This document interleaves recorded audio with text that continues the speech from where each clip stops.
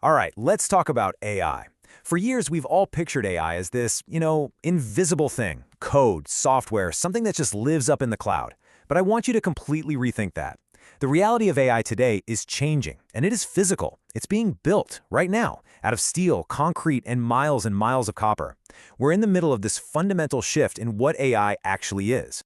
So let's just jump right into this with a quote that basically frames this entire conversation. When you think about what's holding AI back, you probably think of algorithms or raw computing power, right? But the real bottleneck, the actual hard stop we're hitting, it's physical. It's the real world of materials, of energy, and of human beings building things. Look, we are way past the AI as a feature era. It's not just some cool little app on your phone anymore, or some side project in a lab. We are now officially in the AI as infrastructure era. It's becoming the foundational layer for, well, pretty much everything. Just like the electrical grid was a century ago, or the internet was a few decades ago. It's that big. And you got to understand this next point because it is so important. We're not just adopting a finished piece of technology here. We are in the thick of the build-out phase. This is like when we were laying the first railways across continents or wiring the whole planet for telephones. It's a massive, messy, and incredibly expensive construction project on a global scale.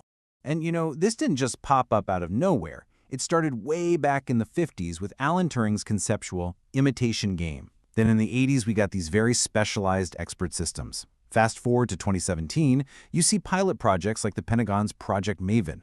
Every step was crucial. But right now, 2024, this is the real turning point. This is the start of the infrastructure era, where AI stops being an add-on and starts becoming the foundation. Okay, so let's dive into what this new physical reality actually looks like. We're going to talk about the sheer scale, the power, the people, and honestly, the numbers are just jaw-dropping.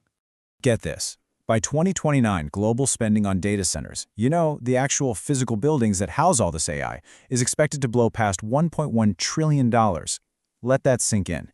This isn't just a tech investment. It's one of the largest infrastructure projects in human history, period. And if you want to understand the scale of the power needed, just look at this.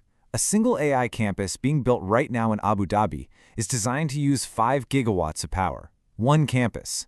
That's more electricity than many entire countries use. That's the kind of energy demand we're talking about. It's completely unprecedented.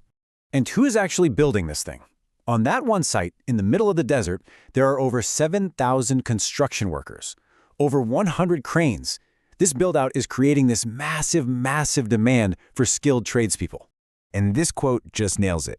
The AI revolution isn't just being coded in some office in Silicon Valley. It's being built by plumbers, by electricians, by carpenters. It is a physical, blue-collar job that needs tons of concrete, copper, and of course, a mind-boggling amount of power. So how do we even begin to wrap our heads around all this? Well, you can basically break it down into 4 huge pillars. First, you've got compute. That's the brains, the chips themselves. Second, you need the power, massive amounts of it. Third, you need the networking to connect it all together. And finally, and this is the one people always forget, you need the people, the skilled workers to actually build and maintain the whole thing. And you better believe this massive construction project isn't happening in some friendly global collaboration. Oh no, it has kicked off an incredibly fierce geopolitical race for dominance. Countries now see AI infrastructure as maybe the most critical strategic asset for this century. The way this is playing out across the globe is fascinating. You've got North America, which is the current leader in revenue, thanks to the giant tech companies.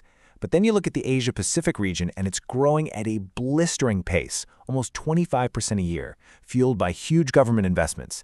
And then there's Europe, which is really focused on what it calls digital sovereignty and is leading the world on regulation. And all of this really boils down to this incredibly important idea, sovereign AI. This is a huge strategic shift. Nations are basically waking up and saying, hey, we can't just buy this technology from someone else. This is core infrastructure, like our ports or our power grids. We have to own it. We have to control it. It's all about economic and national security. And this isn't just talk, right?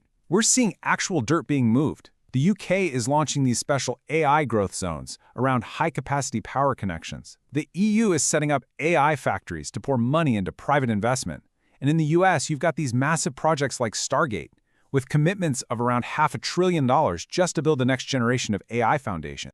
Okay, so this all sounds amazing, right? A new global infrastructure for intelligence. But, and this is a big but, this build-out has some serious growing pains.